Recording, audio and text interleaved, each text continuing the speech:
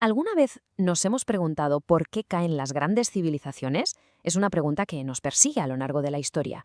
Vemos sociedades que llegaron a lo más alto en poder, en cultura, en tecnología, y de repente, o quizá no tan de repente, se vinieron abajo.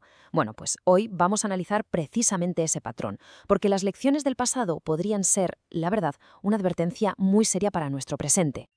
Y aquí está la gran paradoja de nuestra era. Nuestra conexión global es un arma de doble filo. Un problema en una parte del mundo puede provocar una crisis al otro lado del planeta en cuestión de horas, pero a la vez, esa misma conexión nos da un acceso increíble a todo el conocimiento que la humanidad ha acumulado. O sea, el riesgo es global, sí, pero la oportunidad de aprender también lo es. Vale, para entender los peligros que tenemos hoy sobre la mesa, primero tenemos que hacer un viaje al pasado. No somos la primera sociedad que se encuentra en una encrucijada, ni mucho menos. La historia está llena de advertencias, de patrones de colapso que, curiosamente, se repiten. Vamos a ver uno de los ejemplos más impactantes. Suena brutal, ¿verdad? Casi de película de terror. Pero esto no es ficción. Es el destino real que sufrió el pueblo de la isla de Mangareva, en la Polinesia. Pasaron de ser el corazón de una red comercial próspera a una sociedad rota por la violencia y la desesperación más absoluta. ¿Cómo es posible que algo así llegara a ocurrir? Lo que nos enseña esta cronología es que el colapso no fue de un día para otro, pero sí fue increíblemente rápido en términos históricos. En apenas unos siglos, una sociedad llena de vida se devoró a sí misma, y el punto de inflexión, como se ve clarísimo, llegó sobre el año 1500, con la tala total de sus bosques. Y ese fue el detonante de todo. La deforestación no fue solo un desastre ecológico, fue lo que rompió todo el sistema. Sin árboles grandes se quedaron sin poder construir sus canoas, que eran la base de todo su comercio. Sin comercio no podían conseguir recursos vitales de otras islas. Y claro, aislados y con sus propios recursos por los suelos, el sistema simplemente reventó. Y ojo, que el caso de Mangareva no es una cosa rara, es un patrón. A la isla de Pascua le pasó algo parecido. Agotaron sus bosques para mover sus famosas estatuas. Los mayas se enfrentaron a sequías terribles que se agravaron por sus propias guerras internas. Y los nórdicos de Groenlandia, pues se negaron a adaptar sus costumbres europeas a un clima que se enfriaba, al contrario que sus vecinos inuit, que sí sobrevivieron. En todos los casos vemos lo mismo, una mezcla de presión ambiental y muy malas decisiones sociales. Muy bien, pues saltamos de la historia a nuestro presente. Es fácil pensar que nosotros somos diferentes, más listos, más tecnológicos, pero ¿y si un proceso muy parecido de extracción de recursos estuviera pasando ahora mismo? A una escala infinitamente mayor, pero de una forma tan metida en nuestra economía que ni nos damos cuenta. Hablemos de un drenaje oculto, del sur global hacia el norte global. Las cifras son, sinceramente, para quedarse de piedra.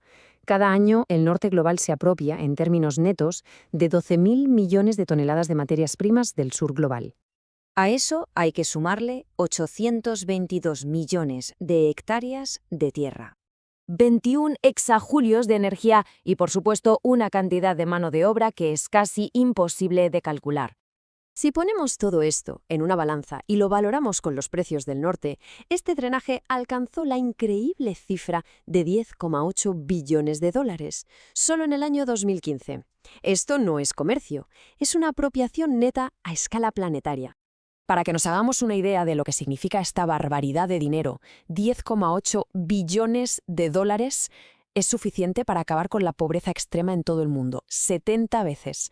O sea, la narrativa de que la ayuda fluye del norte al sur se cae por su propio peso. La riqueza fluye, masivamente, en dirección contraria. El mecanismo que hay detrás de esto tiene un nombre: intercambio desigual. A ver, dicho de forma sencilla, por dinámicas de poder histórico y comercial, los precios de los recursos y el trabajo del sur se mantienen artificialmente bajos. Es como si para comprar un móvil, un país tuviera que vender toneladas y toneladas de café en lugar de una cantidad razonable. Esta diferencia brutal obliga al sur a exportar muchísimo más de lo que importa, y eso es lo que alimenta el drenaje masivo que acabamos de ver. Pero el problema no es solo físico, no es solo la extracción de recursos. Mientras nuestro planeta sufre este drenaje, nuestro sistema operativo como sociedad, la forma en que entendemos el mundo, también está siendo atacado. Y es que hemos entrado en una guerra silenciosa por un recurso que es, quizá, el más valioso de todos: nuestra atención. El primer culpable de esta fractura es la famosa burbuja de filtro. Los algoritmos ven lo que nos gusta y, lógicamente, nos enseñan más de lo mismo. El problema, que sin darnos cuenta, nos van aislando de cualquier información o perspectiva que cuestione lo que ya pensamos. Al final, cada persona acaba viviendo en su propia realidad informativa, hecha a medida. Y la segunda pieza del puzzle es la cámara de eco. Esto ya es un fenómeno más social. Una vez estamos dentro de un grupo que piensa como nosotros, nuestras ideas se ven reforzadas una y otra vez. Las opiniones diferentes no es que nos escuchen, es que directamente se ridiculizan o se atacan. Esto hace que el grupo se una más y que las posturas se vuelvan cada vez más extremas. Entonces, para que quede claro, la diferencia es clave. La burbuja de filtro te la crea un algoritmo, una máquina. La cámara de eco la reforzamos las personas, nuestro entorno social.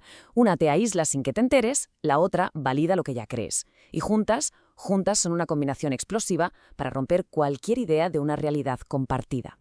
Y esta es la pregunta del millón, claro.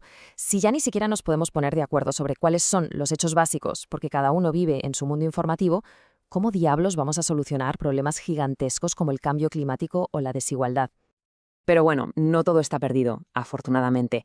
Hay todo un campo de investigación y de activismo que se está centrando justo en esto, en cómo podemos reparar nuestro entorno informativo y volver a construir esa capacidad de actuar todos a una. Por un lado, tenemos las estrategias de defensa.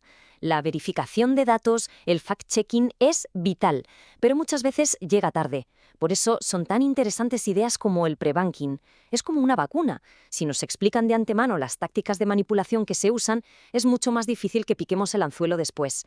Y por supuesto, la base de todo es una buena alfabetización mediática. Pero claro, con defendernos no es suficiente. No podemos pasarnos la vida jugando a la defensiva, apagando fuegos. La clave aquí es que necesitamos un enfoque proactivo, uno que se atreva a rediseñar los sistemas que, para empezar, nos están dividiendo.